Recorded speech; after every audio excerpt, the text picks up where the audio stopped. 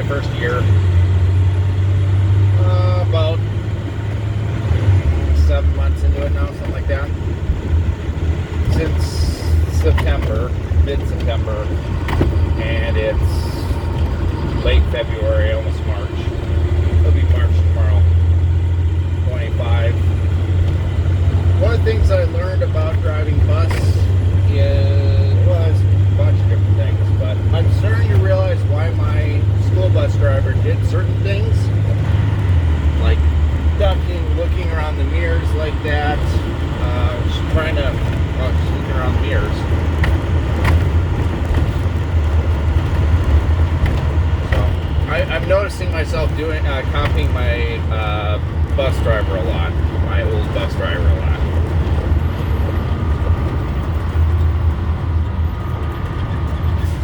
Also, roundabouts. That was one of the bigger issues that I had to start out with. One of the things to get in the mindset of, especially if you're mechanically minded, it helps. You got to take that nose and kind of swing it around so the back end of the bus clears whatever you're trying to get around. That's why buses go out into lanes that they're not necessarily turning. When they're turning like left or right, they'll swing out into a lane, and you got to clear both lanes of traffic first before you go. But once you do that, you're able to swing around that curve. Learning how to manipulate the front end is very important to kind of keep your rear end from running over curbs, from crossing into lanes of traffic. You could run over a car, cat, dog, person. It can be very dangerous. There's also tail swing, which I thought would be more of a big deal. It is, especially if you're in a tight spot and you're making a right-hand turn and your turning lane is basically the shoulder, and you can't really, it barely fits the bus, then that's an issue. But the big thing is positioning of the rear wheels. So like I said, you want to kind of go towards the center median, and you kind of want to go towards the outer median.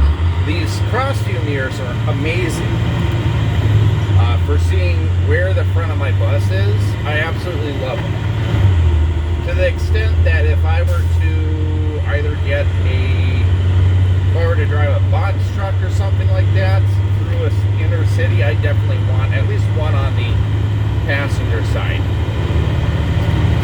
Let's get her up to the speed limit here, 55 miles an hour.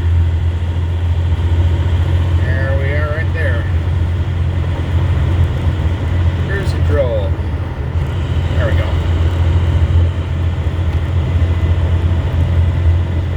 Also, another thing is you want to kind of, because your bus is wider, especially if you're in a coach bus, it's going to be even wider than a school bus. Box truck, yeah, it applies for box trucks, any sort of wide vehicle, especially a long, wide vehicle. Good thing to keep in mind is check your mirrors.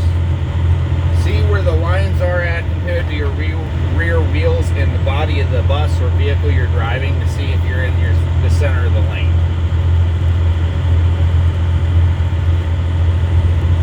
It's not terribly a big deal when you're going around a big broad corner like I just went around, but when you're going, if it's a sharper corner, you could ride the rumble strip, or like I said, you could run over something in the road, a curb, what have you.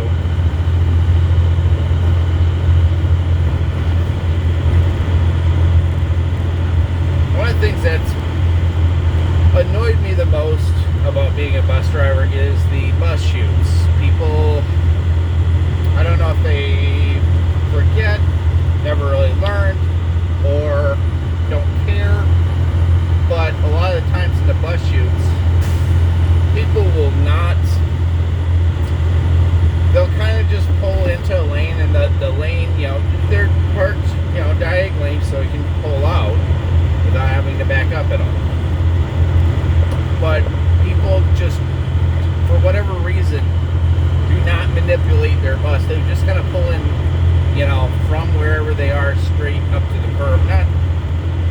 perpendicular, but they'll just go like that instead of swinging around like that to make sure that the rear end isn't sticking over that line.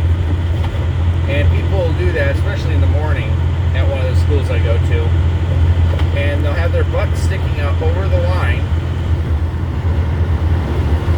and then I gotta kind of either straddle the next line over or basically follow in their lead, making me look like a dummy.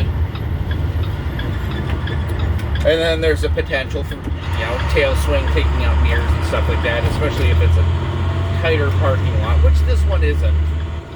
This one's a fairly decent size. The entrance of the parking lot, that's another thing that drives me nuts. It's not a super sharp curve, but it's sharp enough and narrow enough to where you need to be mindful of, you need to basically put your rear wheels, when you're going in, you need to put your rear wheels really close to the curb. So that means watching it in my service door side convex. And then when you're going out, a lot of people will just drive in the middle, so then no buses can get through in the morning. Can get into so people are just sitting there waiting for buses to get out, and it backs up traffic, and it's just a pain. But if you do the same trick that I do with the roundabouts, where you basically pitch your nose right at the real close to the curb with your service door side cross view, you can keep your butt way over to the point where it's not any problem getting another bus coming in past you, even if it's a flat nose. The flat nose I'd like a flat nose myself, potentially next year, but they make going around blind corners a lot easier, because you don't have like 5-6 feet of bus in front of you, so you don't have to stick that out over the edge. But it also makes it a bit of a pain in the butt when you're going around corners, because you have to clear wherever your nose is, you got to clear that out. So basically, whenever you're turning, you got to clear both directions of traffic if it's a 2-lane highway. Pretty much guaranteed on that.